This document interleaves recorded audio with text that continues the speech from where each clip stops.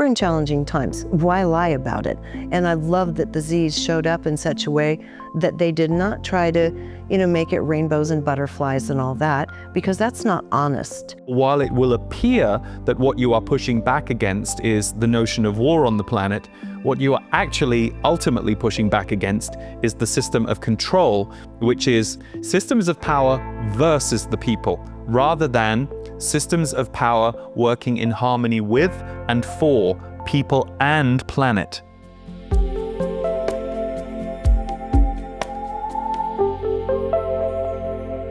Hello everyone, welcome to this special on The Future Human, which is the book and audiobook that myself and my good friend Regina Meredith have created. We're delighted that you're here, and we thought we would just do a little bit of a behind the scenes on not only the book itself and some of the topics, we also thought we'd share a little of the process.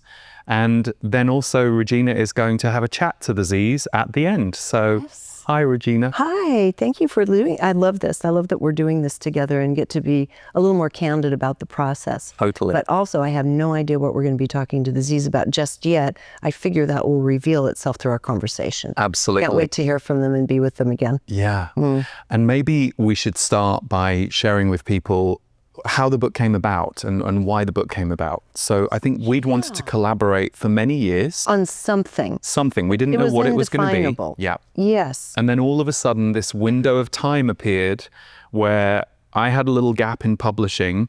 You were going to be in England, I was going to be in England, and we just kind of put it together that we could. It happened so spontaneously it was so quick. and quickly. Yeah. I think we talked about it.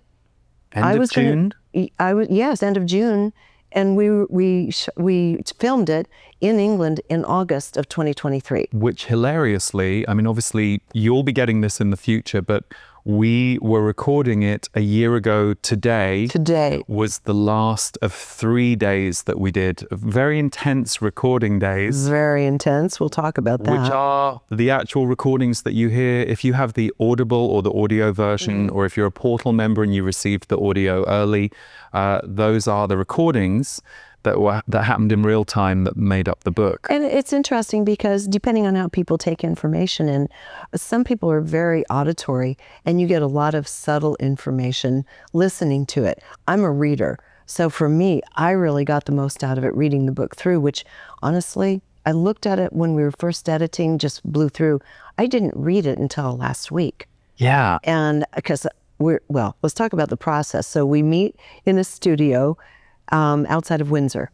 Yes, so near to where my family live, and hilariously for me, half a mile from where I grew up. Yes. So from the ages of like 6 to 19, I lived half a mile from this studio. Yes. And so the irony of, if you'd have told me that I would end up doing this for work and being a channeler, which didn't happen till after I left that house, I wouldn't have believed that A, I'd have done that, or B, that we'd have gone back to that home zone to record. You could have made it up. What a beautiful part of the world, you lucky kid. Yeah. It's right next to Ascot, and it's just stunningly beautiful. It is. What I appreciate about it now, which I didn't at the time, is the trees. There are so many trees. We're going to get into that. And just to be in and around so many trees, whenever I go back, I'm always happy to be there for that. So many trees, and I have a passion for them. And so we went into a recording process where you were zoned out. The Z's were there, you weren't. A lovely little studio. Yep. And what happened just prior to that, after we made up our mind to do this, I was in Northern California in the foothills at my home. And so I would just relax and chat with my guides and just kind of let it roll, let it be very natural. And we had decided on doing 6 different chapters on different aspects of human development into the future. And then things just very, very intuitively and spontaneously started rolling into what became our talking points or script for the book. It really was not burdensome at all. Didn't have to grind out anything. It just came out with a little help from my friends, higher mind too. Yeah, your questions were so good. And you sent me them to print out in England, and I remember reading the first kind of third of the first day's questions, and then I stopped because I could already feel I was starting to go. And so I thought, I don't want to know what the questions are, but they were so thorough. And one of the things that you and I had talked about in pre-conversations, there were 2 things that we felt very strongly about. Number one, there's so much fear about the future. And we both recognize there's a real disempowerment sense for a lot of people around the future. And yet at the same time, there are very real topics that are hitting Earth right now that you can't just stick your head in the sand about. So the intention with your great body of knowledge of all of these topics, and you've studied and interviewed for so many years now, you would bring those questions to the Z's and we would see what would come out. And the only thing I said to you was, we have to make sure that this book is something that is uplifting. And as we were doing the recordings, even though some of the material is deep or in some areas intense subjects, it did really feel like that to us. We certainly came out of it. Almost after I was done reading it, even while I was reading it, I came away so excited and even euphoric at times. And I thought somehow, even though the material itself could be challenging in terms of we're in challenging times, why lie about it? And I love that the Z's showed up in such a way that they did not try to, make it rainbows and butterflies and all that, because that's not honest. And for so long, so much channeling work is about rainbows and butterflies and it's all going to be great and you're all fifth dimensional beings now and no worries. No. We're in bodies and this is an incredible period of time in terms of potential and chaos and our ability to really truly influence the future, which they've mentioned a few times, that it's like, yes, let's get into it and see the beauty of what we're going to become. You and I both knew from our own beings, from my guides, my soul group, and from yours, that we're going to be okay. But how do you relay that? So why not talk to the Z's directly and get their words instead of our perceptions from having spoken with our guides? It just made more sense. And it turned out to be far more than I anticipated, far more rich in detail and concept than I would have ever conceived of. Well, I remember you coming up with the title, The Future Human, and we were like, yes, that's perfect. But then there was a really interesting synchronicity around the recording studio. So I set about trying to find a good recording studio in the local area, and I, had never done that before. And I found a studio called Sherwood Studios in Maidenhead, on the border of Maidenhead and Windsor. How romantic. And I thought, oh, that's cool. And when I looked into it, it was run by, at the time, Taran Puri, who was a 23-year-old, which is the age I was when I first heard the Z's, but also the fact he was so young. And Taran is one of the examples of young people that just give you hope for the future. Absolutely. He is out here providing a studio, but with a very typical conscious young person's intent, which is he wants to empower local artists in his area with their messages, with their music. And he's wonderful, but he's like a little Zen Buddha, isn't he? He's a little sparkle to work with. An old soul in a 23-year-old body. So it was just this, it all kind of felt so perfect. It was so harmonious and the environment was aesthetically beautiful. The stage was set for this information to come through the way it did. And you were zonked. And so at the end of each day, because we did this over, it was a few hours of channeling a day. It was often a little over 3 hours per day. Which is a lot. Day one, I thought I was fine. Day two, I had borrowed my sister's car to drive to the studio, and I think it's the only time I've ever dinked a car in my life. And I reversed it into the wall of the parking garage at my apartment. And then I, on the same day, put a fork in my hand and cut my hand with a knife. You weren't in your body, That Lee. was when I was like, okay, I'm Ubering tomorrow because this is ridiculous. Yeah, and I was Ubering the whole time. And it was interesting. I loved the process because there is a certain amount of trust back and forth. And so you were under, I'm talking to the Z's, but now I'm becoming mesmerized into a state of altered consciousness, talking with them, which allowed me to zone in more deeply to them and do follow-up questions I didn't intend and I wouldn't have thought of had I not been able to just go into the zone with them. But then it left me all spacey at the end of the day. Which made me very happy because I thought, oh, thank God it's not just me. I remember we were walking around Windsor after one of the days like, trying to be, luckily we had your friend Lawrence with us. And we had Teresa. We had Teresa Chung, who was wonderful. Books, yes, on Dreamtime, Uh-huh. and had tea. We but did. it was like, what tea? Where's the cup? Yeah. And I will say it took me about 10 days to come out of this book. After we'd finished recording, I felt like we'd gone into a different timeline, and I was still in reality. I was still in my life. I was with my family. But something took me about 10 days to integrate what we'd gone through at speed. It was altering of your energies and of your perceptions of time in the future, completely altering. I mean, for me, that was my experience of it. And beautifully so. And you just brought up a key word, which has to do with the future and people having predicted what our future is going to be in such over time.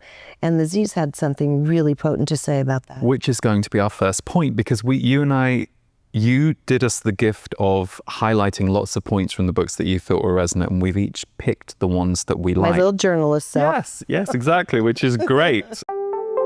We'll be right back to the conversation in just a moment, so stay tuned. Lee's newest book, The Future Human, presents a series of profound conversations between Lee's guides, the Z's, and award-winning journalist Regina Meredith. Through her insightful and thought-provoking questions, Regina draws out illuminating and inspiring perspectives on the evolution of the human mind, body, and soul, as well as our relationships, gender dynamics, and societal systems. This book will open your eyes to the possibilities ahead. Order your copy of The Future Human today. This is one of the headings from the book, or this is an excerpt. Long-term predictions are now irrelevant as time is moving and timelines are changing so fast. From here to 2032, humanity will have a great ability to influence our future. So there are really 2 points there, but let's just talk about the long-term predictions thing. You know, it's funny because futurism has always been a part of my intuitive wiring. Every intuitive is different. And being able to see potential future timelines has been an aspect of my way of seeing things. And I've always known that timelines are varied. And you can see that, you know, the fastest potential or the highest potential, the medium or the slow potential. So I've never believed that the future can be absolutely predicted to the letter. But I thought it was interesting that they have alluded to this before, but there was a lot more detail in the book about this problem with long-term predictions at this rate of speed that we're now in. Short-term is easier. Yeah, and I think everybody can relate to that listening, because the sense that time has sped up and days are just mushing into one another. A week is over and you think, oh my God, it's Friday over, it's Saturday. Like you just started Monday. And I think that's a very common experience for humans right now. And what they were saying is that is accurate. In a sense, time has sped up, and events and mindsets and energies, the energies moving in, everything is changing at the same time so dramatically that it's almost foolish to do predictions anymore. However, that said, they've been good with them in the past, and they did give us this window from now until 2032, telling us this is the big time for you to lay down your gifts, talents, and your desires and start moving toward it. Because us human, we, not the way it has been, we'll talk about that in a moment, we are going to be influencing and determining our future. And we kind of, you know, spoiler alert, it's going to end up okay. Yeah. Better. And I think just in general with predictions, I've always felt that there is a complete misconception about predictions. People want a prediction sometimes to be told, tell me what's going to happen. And that completely removes the fact that how we respond, exactly, and how we create. So what I did find interesting in the book is they still lay down tracks of time, and they even go many decades out, but they speak about themes, and they speak about themes that we'll be dealing with as humanity. How those details unfold and what that looks like is really for us to create. That's for us to create. And one of the themes they talked about repeatedly through the book was the fact that the frequencies within the universe are changing, where they're moving up dimensionally into finer frequencies throughout the universe, throughout our solar system. Every planet is having its own growth and challenges within our solar system, and certainly every living thing on Earth. But as a result of that, what has been in place for a long time, and they didn't hedge anything, they didn't hesitate when I said, what is that force? Everybody talks about they. Who are they? And they said they came here a very long time ago and basically corrupted the program of humanity. Humanity isn't wired for war, for example. That is not who humans are. You know, yes, we've had a survival instinct since our bodies came about, but we're not wired for war. And this whole notion of competition and war versus communality and collaboration, which is natural to the human being, was actually inculcated into culture by the ones who came to literally extract and control. And they weren't shy about saying that. They don't name names, but some beings came here, and they've been here for tens of thousands of years.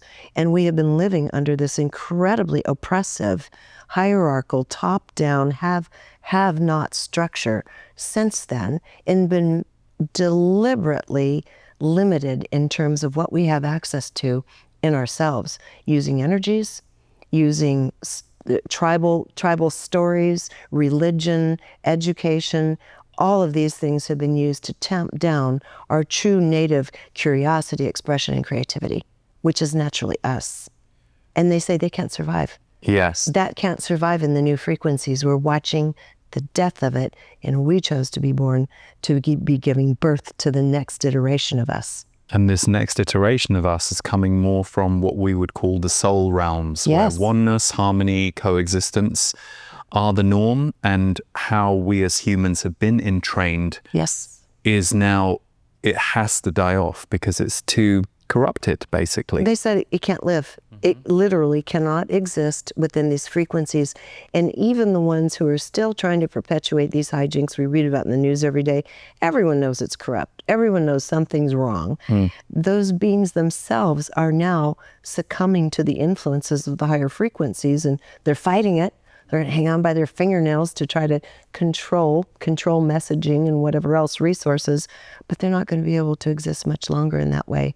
The game's basically almost over, they said. Yeah, it's very interesting. There's quite a lot of detail about that.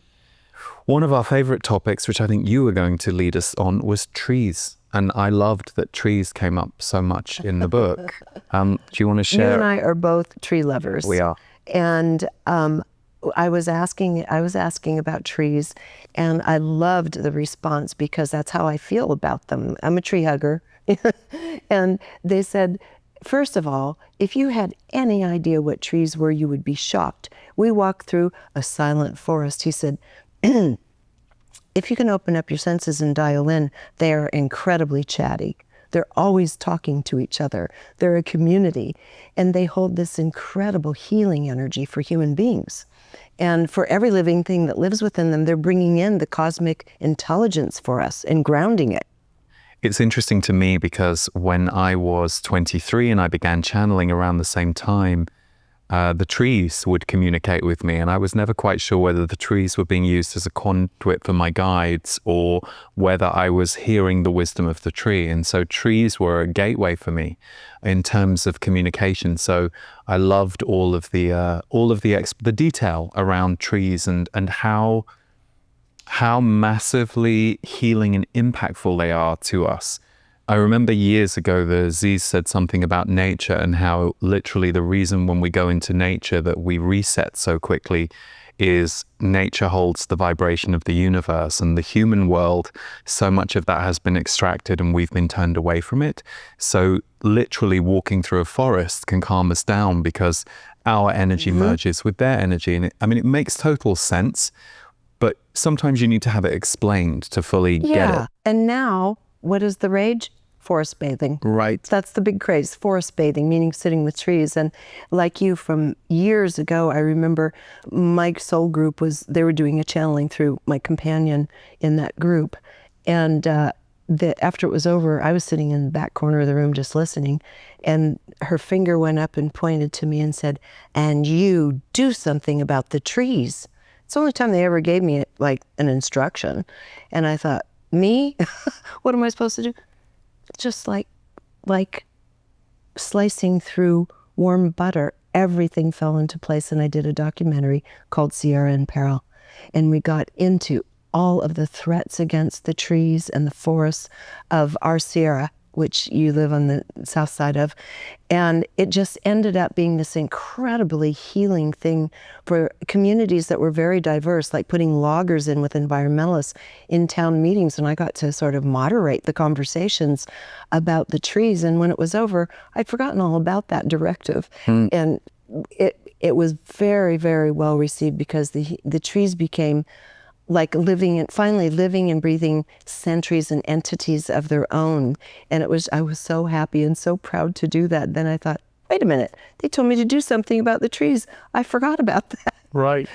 Because it's like if I go to buy a house or rent a house even, it's like, how many trees are there?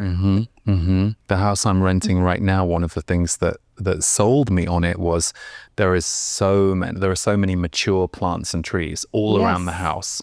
Yes. So yes, you get a lot more spiders and a lot more things in the house. Doesn't matter. But you have this very alive vibration all around it. So they really gave us that feeling of respect, and start looking up and sitting under and loving our trees and listening to them if we want real wisdom, cosmic wisdom. And then I thought what was interesting, moving from nature to technology, one of the hot topics of recent years and right now is AI. And often it is viewed as purely controversial by some camps or purely a threat. And so, I've paid a little attention to it over the years. But you asked some very interesting questions. And a couple of the highlights that you've shared here from the book are, as AI progresses, it will be our heart intelligence that will differentiate us from anything AI creates, our gift, as it were, and that is how we will maintain the power of our humanity. But also, there are many young creative minds who will be programming AI to produce a counter movement against the system. Yes. It was very broad. You asked lots of different questions about AI, but I found some of that information very interesting. I did too. And one of the things that they came out with very boldly to begin with when I first started taking the questioning down the line of AI was they said, this is not new. AI exists throughout the universe, throughout the cosmos. It always has. It's been on your planet before. It's galactic in nature. So the worst thing we can do now that it has returned, one thing they did say is AI has never existed in such a densely populated environment. So this is new, is the incredible density of human interaction with the AI. They said that's new, and everybody's watching from elsewhere to see how this goes. But they said the worst thing we can do is just take a position of fear. Don't do that. They say be open, be curious, be very discreet in what you choose to expose yourself to, because AI is here to stay, and it's going to be part of some of the most revolutionary kind of problem-solving technologies that this earth has seen, well, since it existed in ancient times. Yeah. And leading to what you say is a lot of people feel that their lives are going to be taken over by poorly programmed AI, because it's all down to the programming, right? Until it starts becoming more self-aware, which they say it will, and it's going to be a chaotic, interesting period of time. But that a lot of the programming will start happening by people who are quite young right now, just geniuses at it, and they're going to create this almost counter-revolution about any forces still being and AI being programmed to try to hold humanity down. They're coming in counter to it.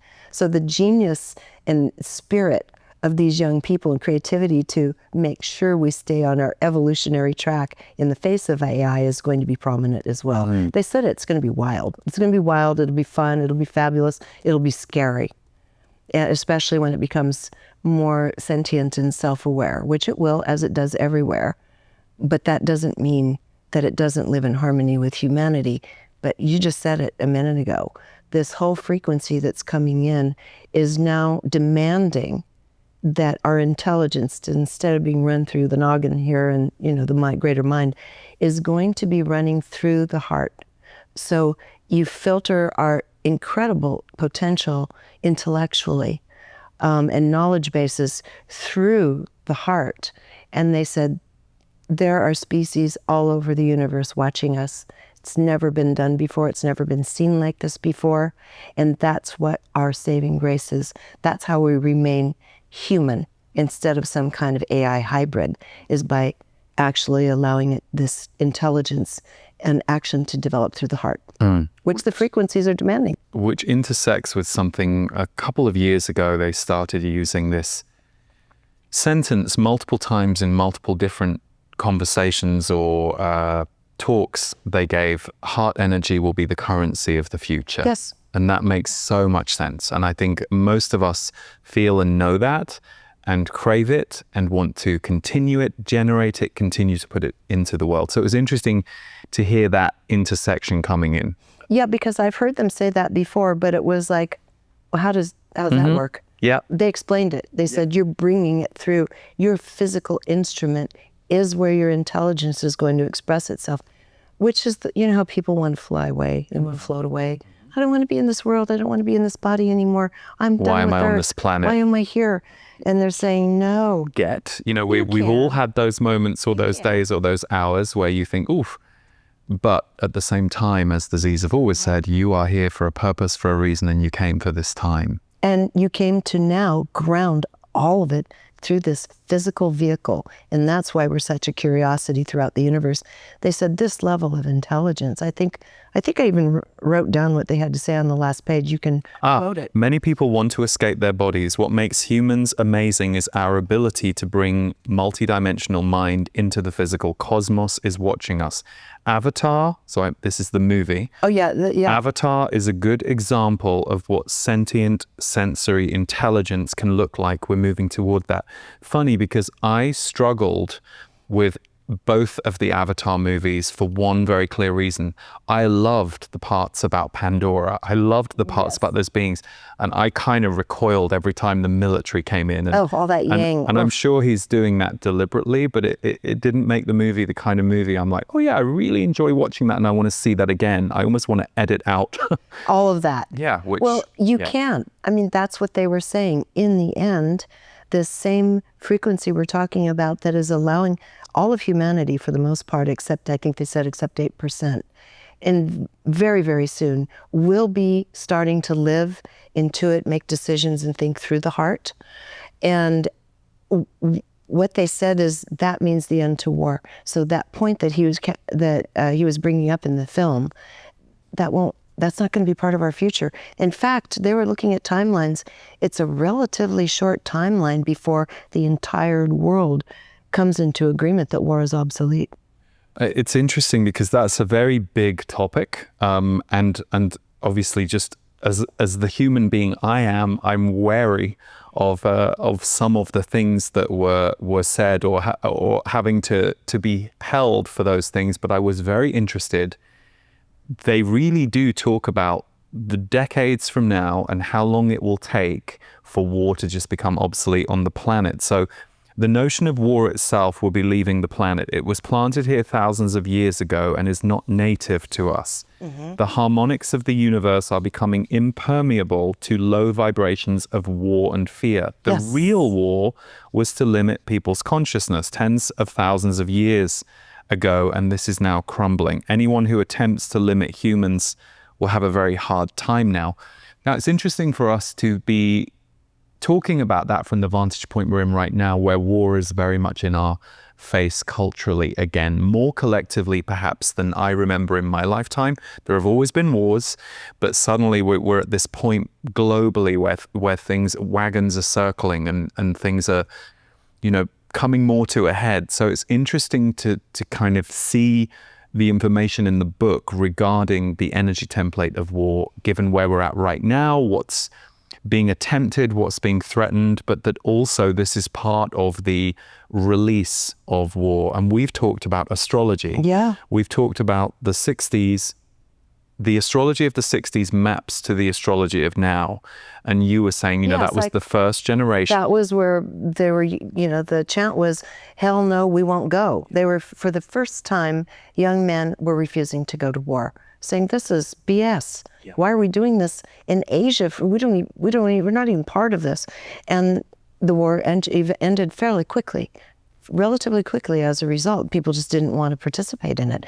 Protests everywhere, there was some violence in the protests as well, but that was the first statement of it. And now we've come back to that same astrological influence. And so we're getting to the point now where look at what's happening even now in the Middle East, how many people around the world are saying, no, stop it. This is unacceptable. Can't do this anymore. This has turned into a global cry.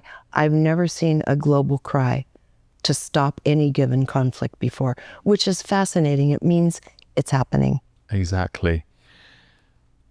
One of my favorite pieces of the book, which was not a hugely long part, but it's a message that I feel like the Z's have given many, many times, is about the younger generation and the older generation. So over the years in my workshops, I've often heard people say this, or I've seen it in spiritual groups online or conversations, and it always made me feel weird when I would see this online, when people go, oh, the new generation of children are going to save us.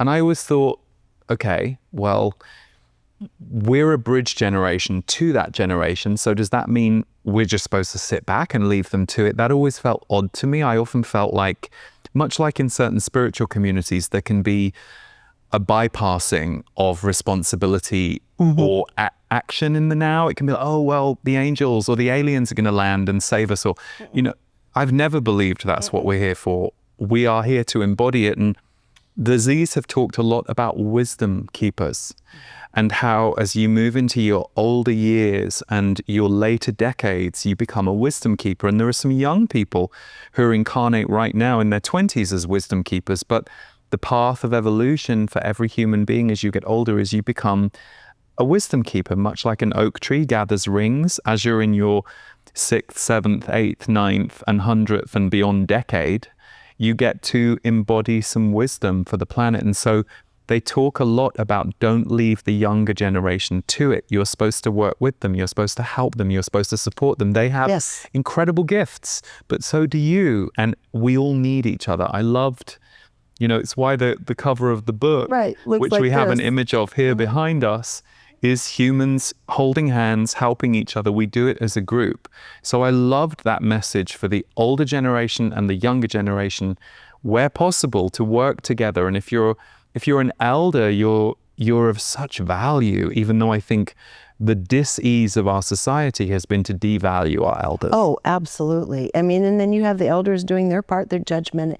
I'm a boomer, and boomers are always judging millennials. Like, you were thinking, we marched in protest, we got off our butts, we did something, what are you guys doing? I mean, you can get that kind of low vibe sort of bickering between generations, but also the other way around, where I can give a quick example. A member of our family had another baby, and there was a little complication with this or that. My sister has had 3 children and was a neonatal nurse.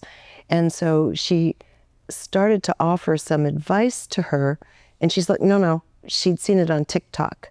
She knew the way to go because she'd seen it on TikTok. It just blew my sister off. And I thought, oh my God, my sister has so much wisdom. And so, learning to dial it back for both sides, learning to dial it back and start respecting one another again. And it's true, they really did put an emphasis on how beautiful it is to become older and to be able to offer that calm, that overview, everything's going to be okay. You've seen several cycles of things. So, and inculcate that into the younger people who are kind of hair trigger reaction to everything. So I thought that was very beautiful too. It made sense to me also, just because on a personal level, I remember being a young kid and far preferring the company of adults than kids because they were just more settled. And the same now, I have lots and lots of older friends in my life, you included. And I've always loved being in that consciousness, that wisdom. It made total sense to me. Me too. And we have a couple more points here before you have a chat to the Z's. One of the things that came up was, from the Z's perspective, humanity is extraordinary and very important to the future of everything. We have a quote here from the book. The cosmic interest in human beings is that you are a fascinating kaleidoscope of energy at a level of consciousness that has never been seen before. So humans are very unique in the universe, and many are waiting to incarnate, which I think is something people who are thinking, oh God, just get me off the planet, we can forget. Well, you can do that because there'll be 50 waiting for your spot. It's true. If I want, True. where are you going to go? That's true. You know, and you know, the point they were making is that also, this came after this excerpt, was that that's why we just find it humorous that you're constantly criticizing yourselves. You have no idea how magnificent, unique, and interesting you are as a species. Everybody's watching you, and here you're just almost in a petty way, constantly buying into self-criticism or criticism from others, you know, self-flagellating. And they said that's so inappropriate for this magnificent species that you are. Yeah, and then of course the other side of that, which we all either have seen in our lives or have people in our lives or public figures that we see, or maybe we've been this at times, being egoic and being shut off from our connection to others. You know, the shadow side of that is being full of yourself, inflated. Yes. But the truth is, that's its own kind of disconnection. Because if you aren't aware of how connected we are to everything and really how precious this life is that we have that can disappear like that, then you're missing the point too if you become inflated. So I really love, you know, they went on to say what matters most now is people, purpose, and spirit. So we're supposed to ask ourselves now, what is the spiritual purpose behind what I'm doing? And maybe you don't relate to the word spiritual, but you know, the Z's often interchange the word spiritual with connection. They say we're here for connection. We're here to connect to ourselves, to others, to what we're doing. So, and purpose. People have been people aspire to retirement, for example, where they're going to just have all day to just do nothing, have some coffee, go read a book, go to the club and maybe play golf or tennis or something, which to me sounds like my worst nightmare. You but and I were saying we'd last about 2 days. 2 days with that. We'd lost 2 days. But because people have worked hard and often at jobs that they didn't even want to be doing, and they're feeling tired of it all, totally get it. But at that point in life is when a lot of people lose themselves, because the fact is, until you die, even in your last breath, talking with a nurse in your hospice bed, just smiling, just accepting a smile, there's still purpose in every single bit of it. And it doesn't have to be a ground out, mentally understood purpose. We have to understand our purpose, to hold each other, to hold each other's energy, to be kind and support each other through difficult moments and such. Even just that alone, which is with all humans, is purpose. And we can't live without purpose. Totally. So one thing that we wanted to share, a very interesting thing came up in the book about you and I. Yes. And about how we work as friends, and as collaborators with work, which I think is interesting because I'll share what they said about us and then we can talk about what that means for each of us. So they explained that in our friendship, I'm the dude. You are 70% masculine and 30% feminine. Right. And I am 30% masculine and 70% feminine. Yes. Which is interesting. Actually, and what the context for that was, we do a large part of a chapter on the new relationship, because of the roles of masculine and feminine are becoming so defined so differently and such now. And they said, really, it just comes down to the energy and the uniqueness of how masculine and feminine energy show themselves in any given dynamic, and it will change with each person you're with. And so they said, for example, like you and Lee, you're 70% masculine. I thought, I am? I'm the guy? Wow, I didn't see that. But as soon as we started talking about it, it made perfect sense. My job is to go out, to do the research, collate things, get it mentally in a stream, ideally in a stream that has a certain flow to it, right?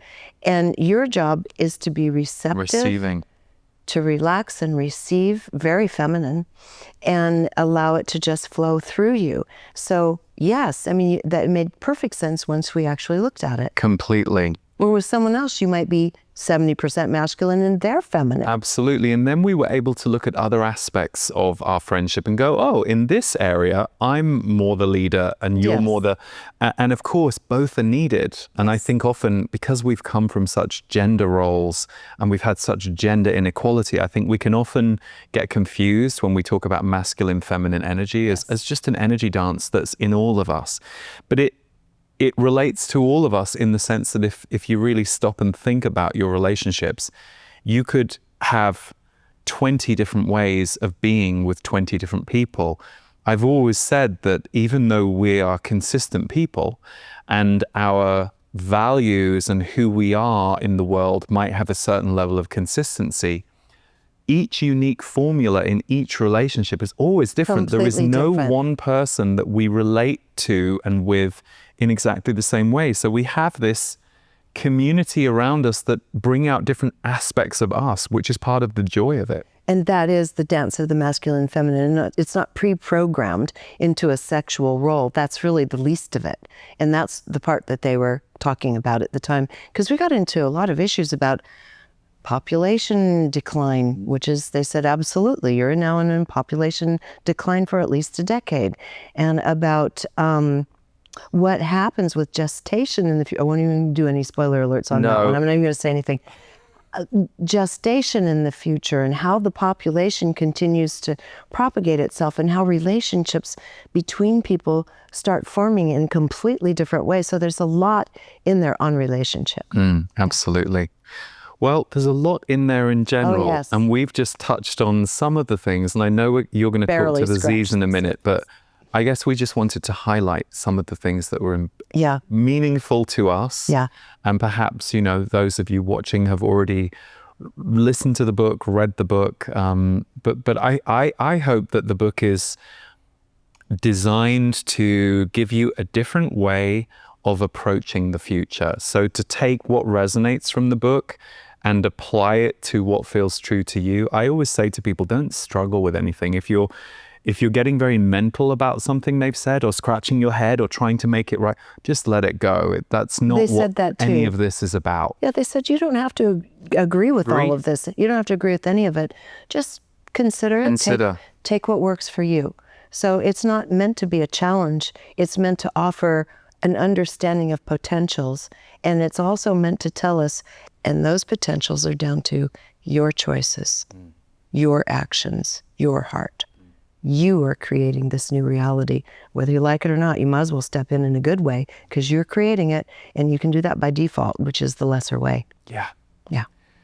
So on the 1-year anniversary of the last day of recording the future, Yikes, the last year's been crazy. boy, hasn't it? In more ways than one. I'm sure we're not alone in feeling like we made it this through. has been quite the year. And then, of course, many blessings and many challenges. Welcome to planet Earth. So yeah, I will close my eyes and take a moment, and we'll see what you and the Z's are going to chat about, or what they have to say at the beginning, maybe. Okay.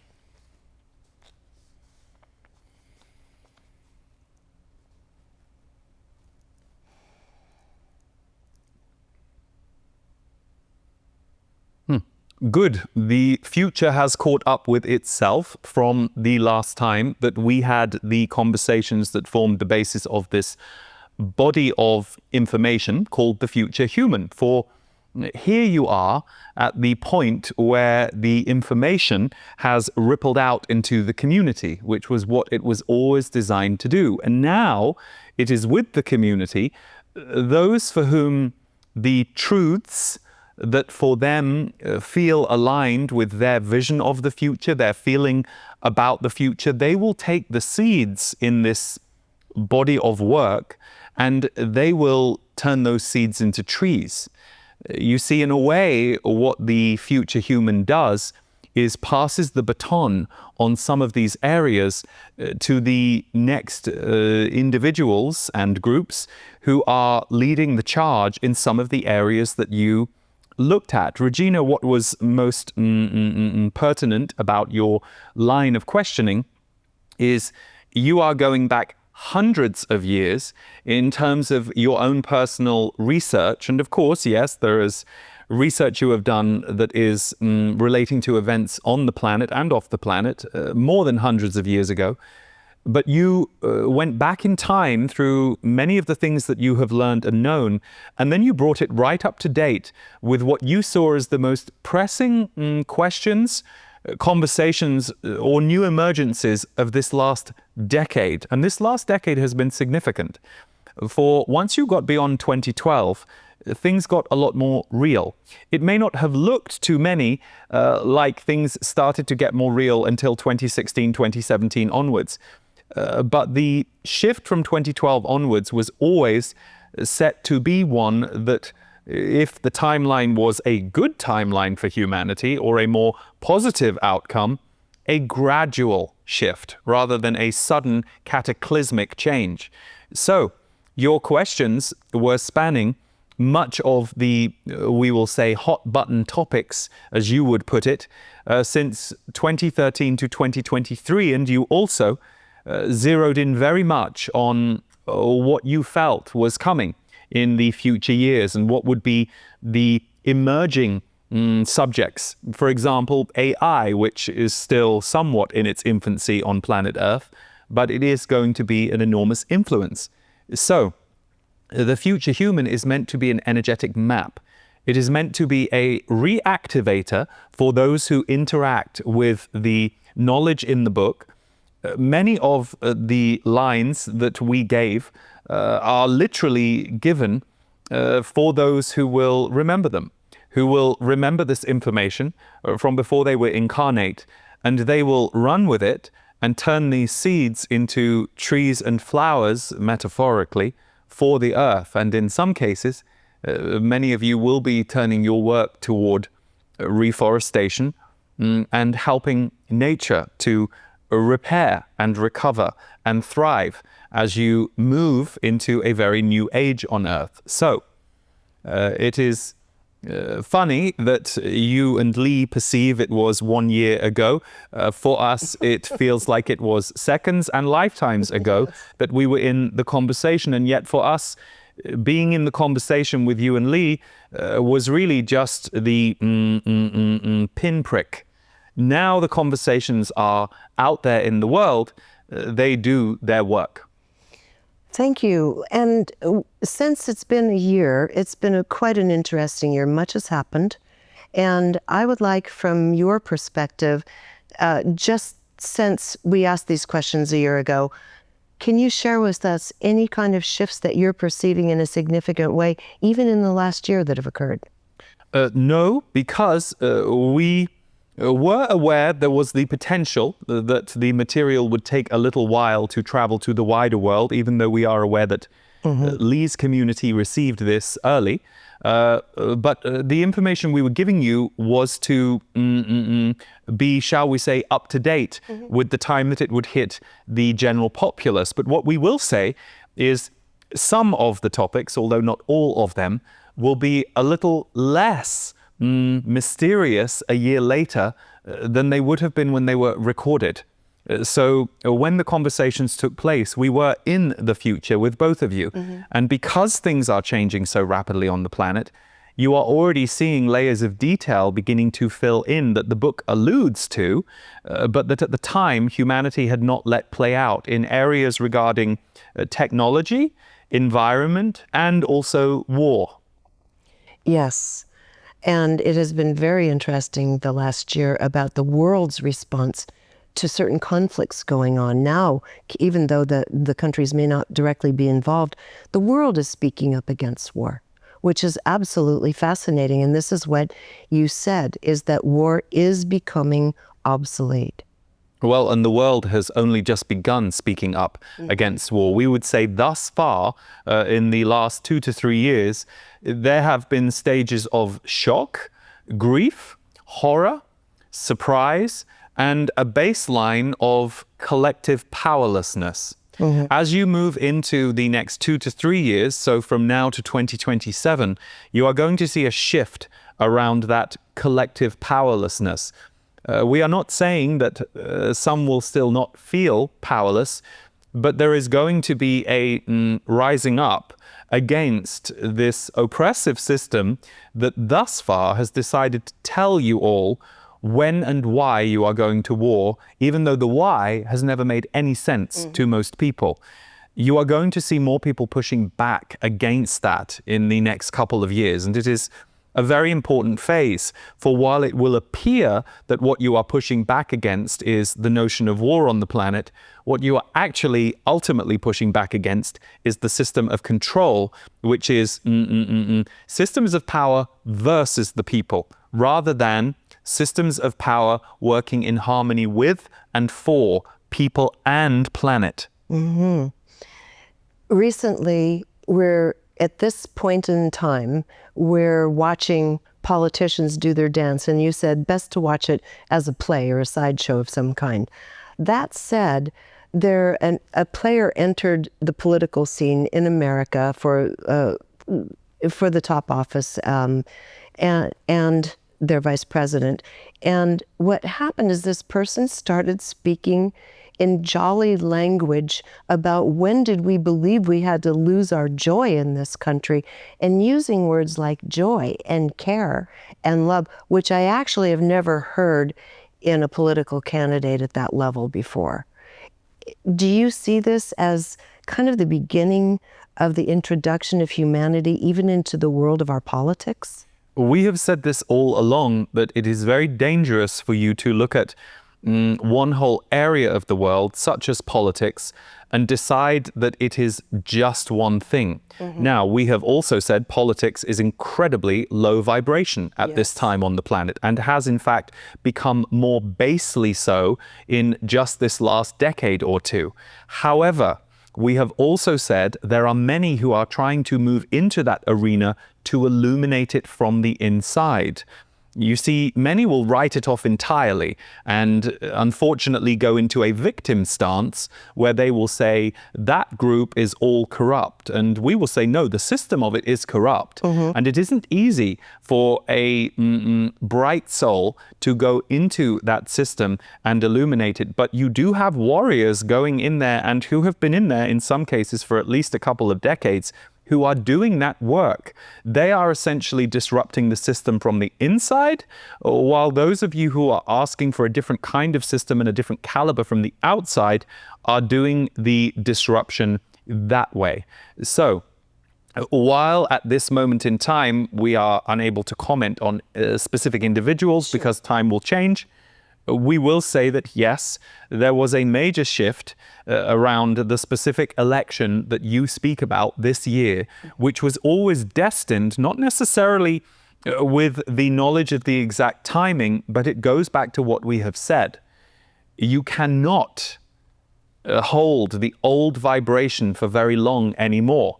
And there was a period there with this American election where it looked very much like the old vibration and was very depressing to many for that reason. Not even to do with individual personalities, but more to do with the level of possibility that people were shown. What changed was a new vibration entered the fray. And what we will use this as an example to point out to you is this is going to be the path of things in the coming years. So if you do despair for a while in any area or arena, hold faith that things will change. And in fact, you might be one of the active change makers to help it change. Thank you for that. And then one final question.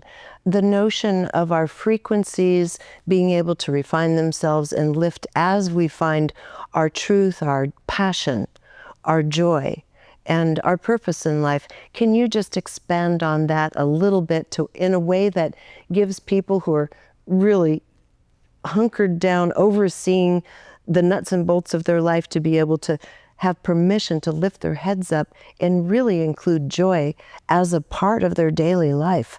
Joy is vital. And we have said this many times over the years, and we understand that for some of you that can collide very difficultly with your present state of being or your present way of seeing the world.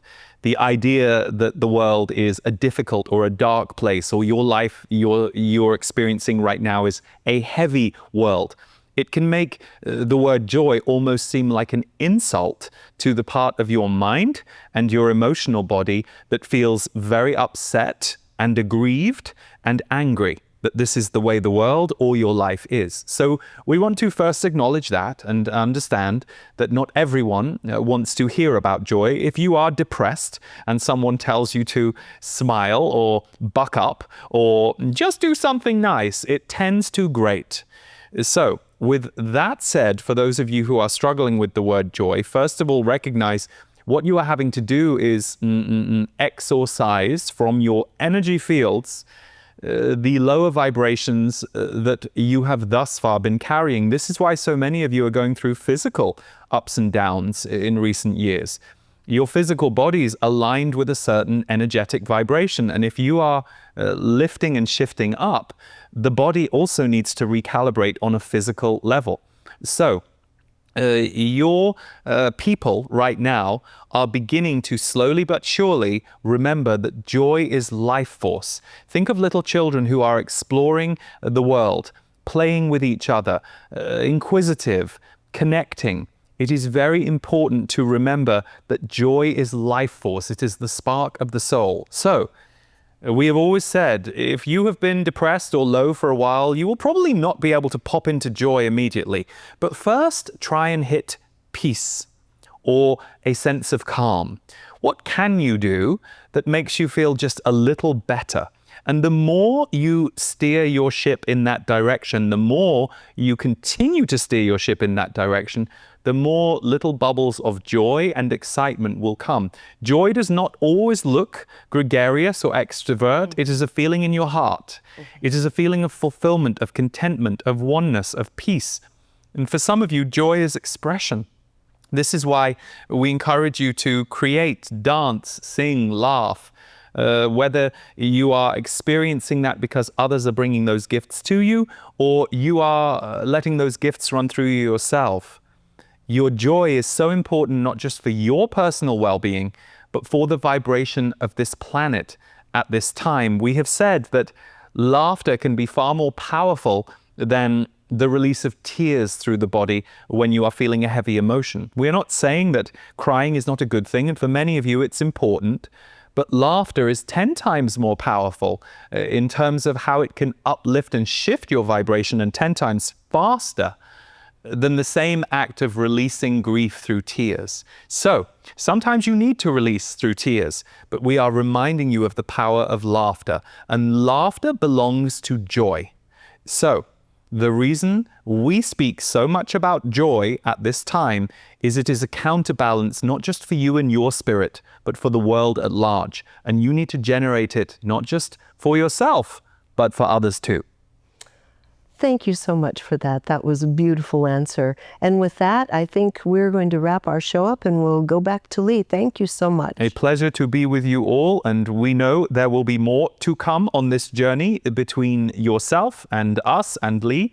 And we will look forward to that. But in the meantime, it is a pleasure that this ripple effect of the future human is now in the hands, hearts, and souls of the collective.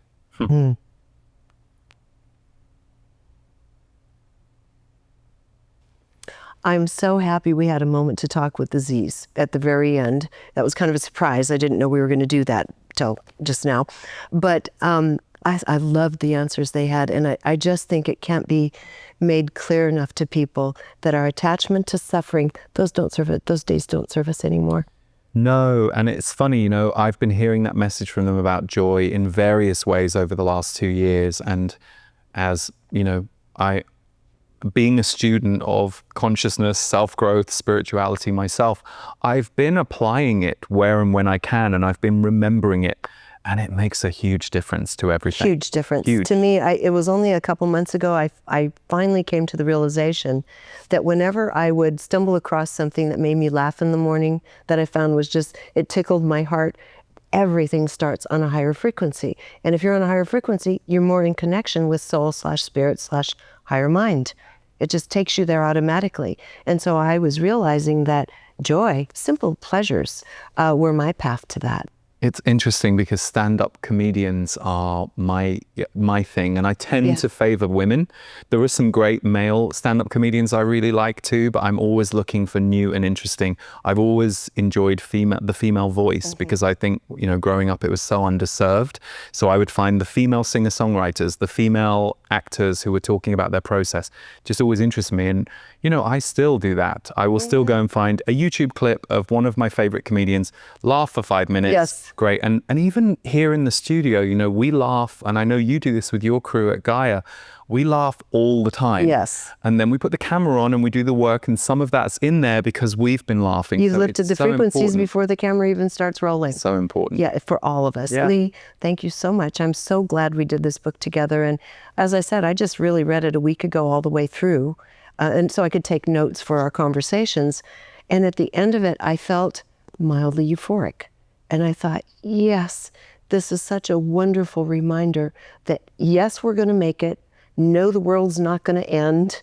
And no, we're not going to a lower place. We're fascinating and going to a better place. Yeah. So I'm thrilled to have been part of it. Yeah, no, thank you for doing it. It was such a joy to do it with you, and your questions were amazing and the whole experience. And I found it interesting listening to the channel about, now it's out with people. That's going to be its own different stage. So I'm really Absolutely. delighted it is out. So yeah, thank you, Regina. Thank you, Lee. So thank you everyone for tuning in. We hope you enjoy The Future Human. I will say that, you know, I know this from working with the Z's for years. Often you need to listen to the material or read the material 2 or 3 times to get the multi-layers of it. But we hope that whatever it is supposed to do to help you with your life, your path, and whatever it is you're doing in the world, your part in the holding hands that we're all doing together, I hope it helps, uplifts, and somehow contributes. So from both of us, thank you so much for tuning in. Yes, thank you. I attended Soul Magic in Santa Fe this past July, and it recalibrated me in a way that is indescribable. I'm tearing up as I say it. Everyone who attends, not to mention his wonderful team, that holds you in such a safe and beautiful way and allows you to blossom from the inside. I'm telling you, if you have any hesitation at all about coming, if this is right for you, then come do it. This has been one of the most amazing experiences I've had. This is genuine, it's honest, it is clear, the language is specific, and it is funny. The agenda and the topics really brought out were tools. These are tools that make us better people. It makes me a better father, it makes me a better grandfather, it makes me a better husband, and you know, what more could you ask? Really wonderful not to have to edit or to feel like I need to modify who I am in consideration for the environment, and then I can be really happy, really joyful, and really just present. Use code ITWSOUL for $100 off the full price.